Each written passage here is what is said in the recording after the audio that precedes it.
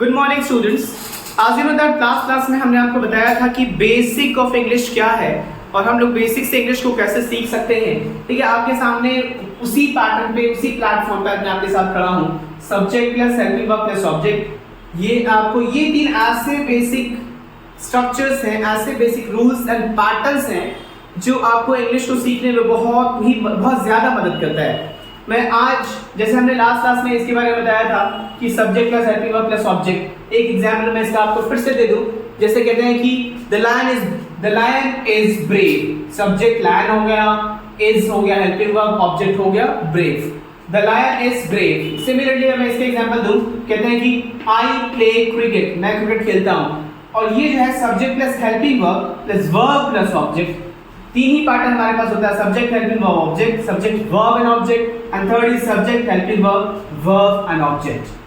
तो आज हम लोग जो पढ़ने वाले हैं subject helping verb and object के बेस पे हम लोग शुरू करने वाले हैं। It will be the first lecture of yours, first lectures where we will be studying this third pattern, subject helping verb object. चलिए आइए देखते हैं क्या पढ़ना है। सबसे पहले हमारा जो फर्स्ट टॉपिक हमने जो शुरू किया that is number 1, use of will.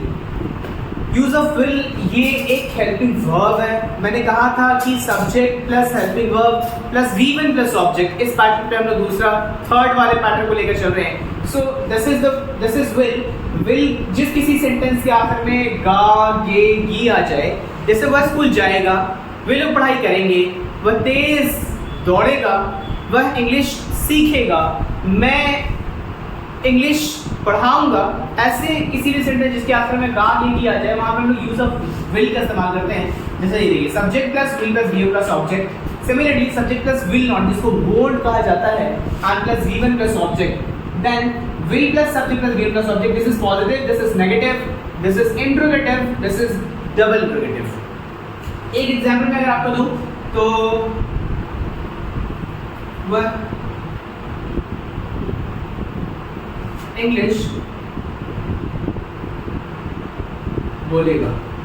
सबसे पहले मुझे ये डिसाइड करना है कि वर्ब कौन है, सब्जेक्ट कौन है, ऑब्जेक्ट कौन है। कोई भी एक्शन वाला वर्ड वर्ब कहलाता है। बोलेगा ये हो गया वर्ब। इस वर्ब को मतलब इस एक्शन को जो करता है, इस एक्शन को जो पर्टिकुलर बंदा करे उसे हम लोग कहते हैं सब्जेक्ट यहाँ पे। तो ये हो गया हमारा subject and this is called object. You must be knowing that what is called subject, what is called verb, what is called object. Rules के according, rules कह रहा है सबसे पहले subject लिखा जाए, so हम लोग लिखते हैं he, उसके बाद according to rule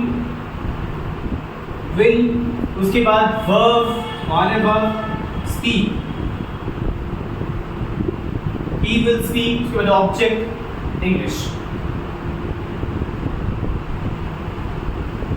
he will speak English। अगर इसी चीज को मैं ऐसा कहूँ वह इंग्लिश बोलेगा, अगर ऐसा कह दूं कि वह इंग्लिश नहीं बोलेगा, ये तो वह पॉजिटिव इंग्लिश बोलेगा, ये है नेगेटिव, वह इंग्लिश नहीं बोलेगा। तो हम लोग क्या कहेंगे, he won't speak English।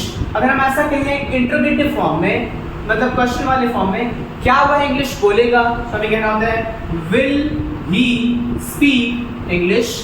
अगर ऐसा कहें वह इंग्लिश कैसे बोलेगा, या फिर वह इंग्लिश क्यों बोलेगा, या फिर वह इंग्लिश कब बोलेगा, वह इंग्लिश कहाँ बोलेगा, अगर ऐसी बातें करें तो हम ये क्वेश्चन वाला वर्ड का इस्तेमाल करते हैं। दिस इज QW, मतलब क्वेश्चन वाला वर्ड। ऐसे वर्ड जो क्वेश्चन को रिप्रेजेंट करें, जैसे क्वेश्चन वाला word why, when, where, how, etc, ऐसे और भी बहुत सारे क्वेश्चन वर्ड्स हो सकते हैं। सो जहाँ पे क्वेश्चन वाला वर्ड वाला पार्ट आ जाए, ये भी क्वेश्चन है लेकिन डबल इंट्रोगेटिव कहलाता है ये। अब हम कहते हैं वह इंग्लिश बोलेगा का डबल इंट्रोगेटिव फॉर्म क्या होगा, वह इंग्लिश क्यों बोलेगा, Why will he speak English। तो हम कहेंगे वह इंग्लिश क्यों बोलेगा, बोलते हैं Why will he speak English। So similarly हमारे पास ऐसे, अगर इसको मैं सारे को मैं लिख कर दिखा दूं आपको, he will speak English negative हो जाएगा, he would speak English। Similarly, will he speak English? Will he speak English? वह इंग्लिश क्यों बोलेगा, Why will he speak English। तो आप इस तरह से देख सकते हैं कि will जिस किसी सेंटेंस के आखिर में गा के किया जाए वहां पे हम लोग विल का इस्तेमाल करते हैं, उसको इस फॉर्मेट में हम लोग पढ़ते हैं। This is the third pattern. हम लोग थर्ड पैटर्न का फर्स्ट रूल को लेकर चले, first use of the third pattern.